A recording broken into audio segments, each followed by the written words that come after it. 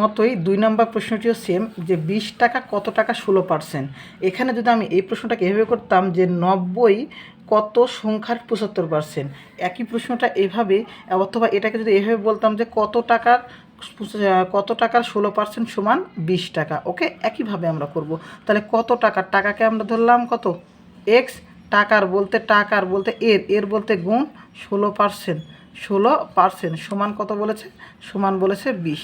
তাহলে বা দিব এখানে এক্স গুণ 16% ভাঙালে কত হবে, 16/100, এখানে 20। ওকে, তারপরে বা দিব যে এক্স লিখবো, এখানে গুণ আছে, তাহলে গুণ থাকলে কি বললাম একটু আগে, যেটা এখানে ভুল করে 60 উঠিয়ে ফেলেছিলাম, 16 হবে।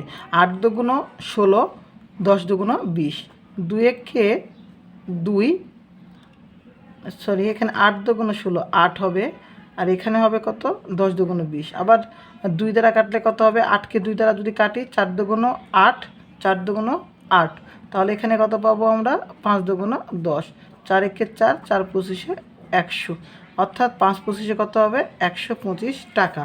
তাহলে 125 টাকা 16% সমান 20 টাকা।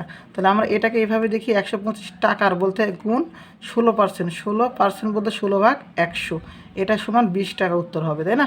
তাহলে এখানে দেখি আমরা 5 দিয়ে কেটে, 5 পঁচিশে 100, 5 20-এ 100, এরপর আবার 5 দিয়ে কাটি আমরা, 5 পঁচিশে 5 5 25, 4 5 20, 4 একে 4, 4 4-এ 16, তাহলে 4 5 কত হবে, 4 5 20। ওকে, এই যে আমাদের 20 টাকা। আর যদি আমরা এইভাবে করি, এইভাবে আমরা শর্ট করব। ওকে, এইভাবে শর্ট নিয়মে করতে পারবো।